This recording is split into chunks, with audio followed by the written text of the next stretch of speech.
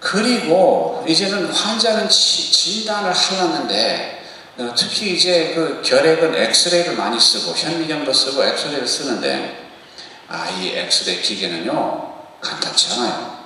일단 부품도 공급이 안 되면 엑스레이 기계가 고장나죠. 그리고 부품이 공급이 된다 해도 필름이 있어야죠. 필름이만 있어가지고는 안 되죠. 현상액이 필요하죠. 고정액이 필요하죠. 이 소모품이 없는 세상에서는 엑스레이 기계를 개조해가지고 투시기를 만들어요. 투시기는 계속 X선이 나와서 암실에서 X선이 환자를 통과해가지고 이 화면에 비칩니다. 그래서 불 다 꺼놓고 들여다볼 수가 있어요. 의사가 뭐 좋게 촬영처럼 깨끗이는 안 나오지만 조금은 특히 이제 공동 생길 때 결핵이 할 때는 보이기는 하는데 문제는 한 환자를 진단하려면은 1분, 2분 걸립니다. 환자도 꽤 X선을 봤죠. 그런데 의사의 경우를 생각해봐요. 30명 하고 60명 하고 아야 X선은 안고 살거든요. 수명이 짧아지죠. 암 생기죠.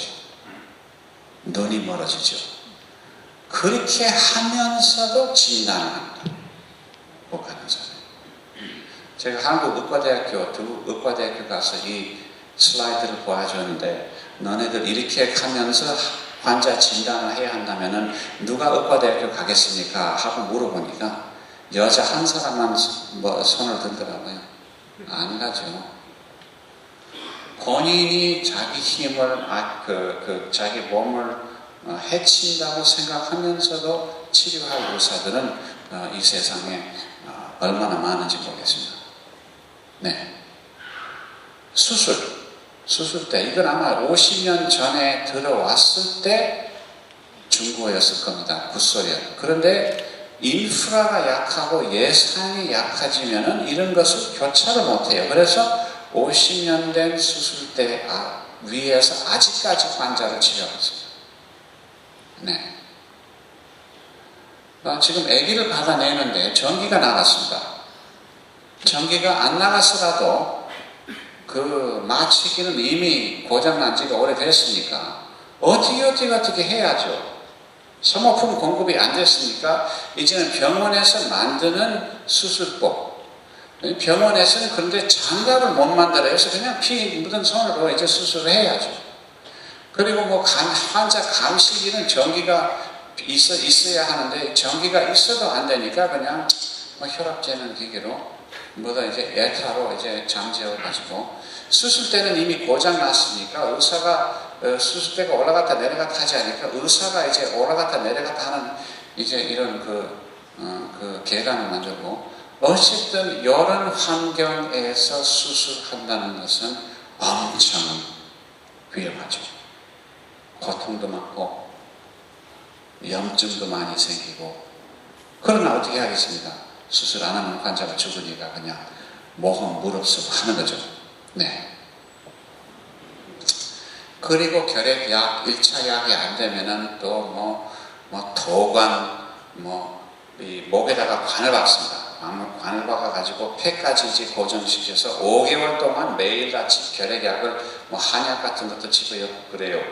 아니면 직달법으로 이 큰 바늘 가지고 아야 직접 폐에다가 주사로 무슨 한약 결핵약을 여는 그런 사실은 집회에 도움되지 않은 치료 대책들을 많이 세웁니다. 왜? 의사 자신은 알겠죠. 이래가지고는 별 희망 없겠지만은 환자는 항상 살려달라고 아우성 치니까 이런 모험적인 위험하고 고통스러운 치료 방법들도 많이 있습니다.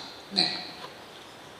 그리고 수술해야죠. 결핵은 이제 폐까지 들어간 다음에 또 척추도 들어갈 수 있고 콩팥이 들어갈 수도 있고 여러 가지 이제 옮겨갑니다. 병이. 근데 이 애기들은 척추 결핵을 걸렸는데 너무 오래돼가지고 이제 척추가 무너지니까 할 수 없이 뼈 이식 수술하면서 하는데 생각해봐요. 얼마나 위험하고 고통스러운지.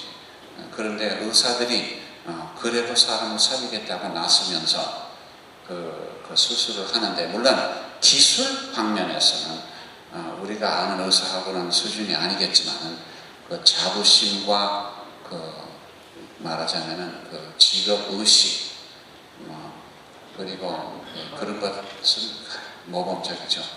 네. 이제 기부스를 못하니까 이제 의사가 이제 이렇게 불러진 발목을 이제 고정시키는데 엑스레이 못 찍고 했겠죠. 네. 그리고 이제 화상 환자 볼 때 항상 마음이 제일 아파요.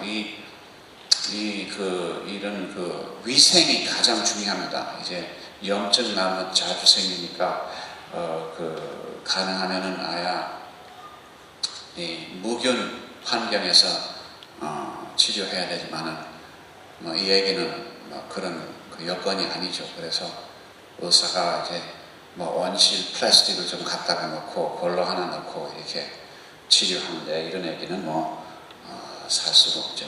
네. 그래서 결핵 요양소에서 열심히 그렇게 치료를 하는데 결국은 많은 환자들은 이제 땅속에 들어가죠. 그래서 요양소 근처마다 항상 큰 묘지가 있어요. 네. 그래서 유진벨이 1997년부터 북한이 지역을 처음에는 전국적으로 우리가 다녔고 2000년부터는 이제 평안남북도 남포시 평양시에 집중하게 됐습니다. 이유는 하나뿐입니다. 우리가 지원하는 양식에 의하면은 현지를 방문하지 않으면 안 되거든요.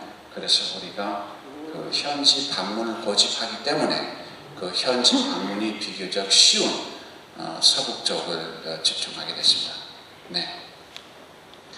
그래서 후원자들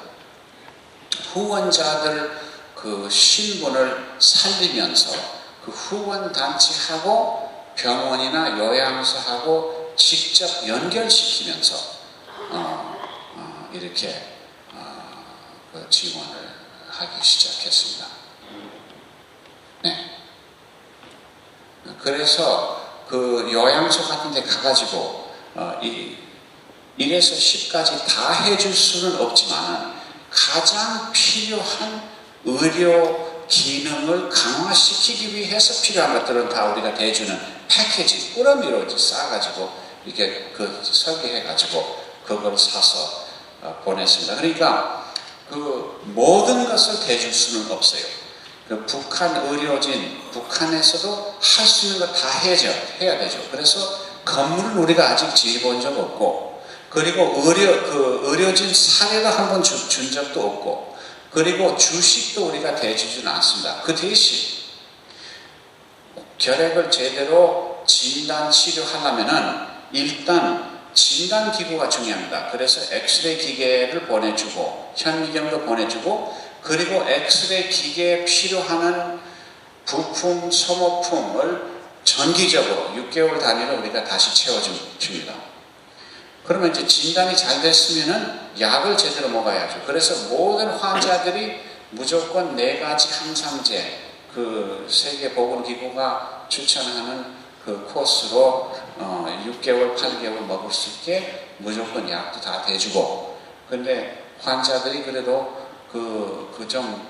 요양 생활이 좀 편해야 되니까 파자마도 주고 이불도 주고 그리고 잘 먹어야 하니까 원실도 주고 시종자, 비료, 본인들이 노력하면은 겨울 내 이제 야채를 먹을 수 있고, 그리고 이제 식량도 날려야 하니까 봉고도 하나 갖다 줘야죠. 근데 봉고만 갖다 주면 안 돼요. 또 윤활유도 줘야 되죠. 휘발유는 안 줍니다.